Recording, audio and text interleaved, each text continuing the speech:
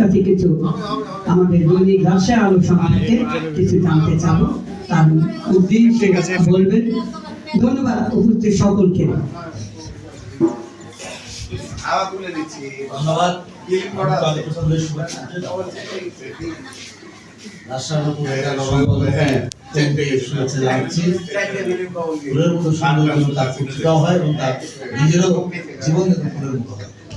আমিও তাকে এই মুহূর্তে ফুলের শুভেচ্ছা জ্ঞাপন করছি। তার জীবনটা যেন ফলে ফলে ফলে ফুলে গলে উঠুক এই নতুন বছরে, আমি এই প্রত্যাশা।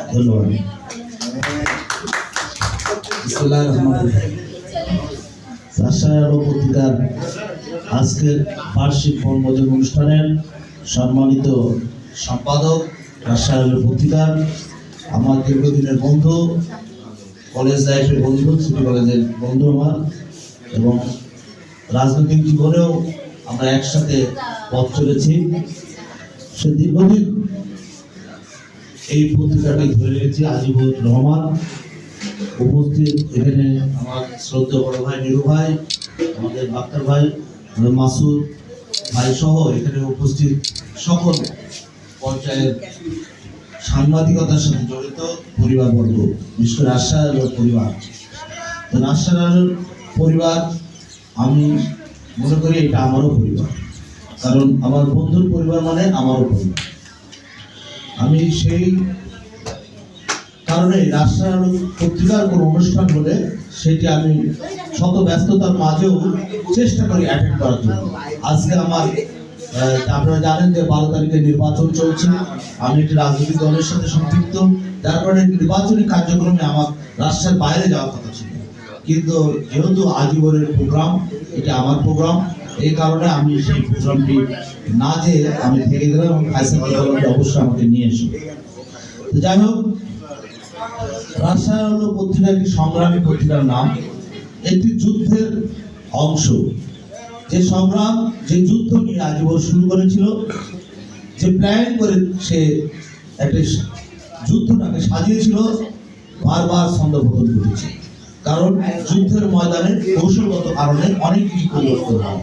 আজকে রাজশাহী আলো পত্রিকা যদি ঠিকভাবে রাষ্ট্রীয় পৃষ্ঠপোষকতায় সহযোগিতা পেত, তাহলে হয়তো এই যুদ্ধটা অনেক আগেই অনেক বড় সফলতা অর্জন করতে পারত, সফলতার মুখ দেখতে পারত। কিন্তু রাষ্ট্র বরাবরই এটি রাজনৈতিক কারণে 17 বছর তাকে এটি প্রতিপক্ষ হিসাবে গ্রহণ করেছিল, যার কারণে তার সংগ্রামটা বড় কঠিন হয়ে গেছে। এই কঠিন সংগ্রামে যে টিকে থেকেছে, এই যুদ্ধেও যে সে মাঠের ময়দানে অবস্থান করছে এখন পর্যন্ত, এটাই তার সফলতা। এই সফলতাকেই আমি মনে করি রাজশাহী আলো পরিবারের সফলতা।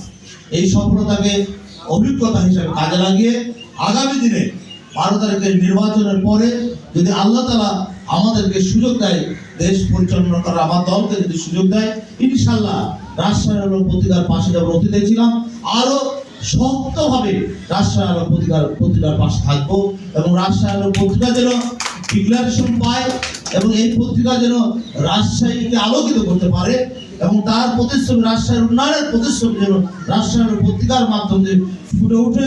রাজশাহীর উন্নয়ন, রাজশাহীর রাজনৈতিক অগ্রগতি, রাজশাহীর সামাজিক সকল কর্মকাণ্ড, রাজশাহীর ক্রীড়াঙ্গনের অবদান এবং রাজশাহীর স্বাস্থ্য সেবা নিয়ে যাতে এই পত্রিকা সোচ্চারভাবে বলিষ্ঠ কণ্ঠে তার লিখনের মাধ্যম দিয়ে এর প্রকাশ করতে পারে নির্ভীকভাবে, সেটাই আমি রাজশাহী আলোর পাশে থাকবো ইনশাআল্লাহ।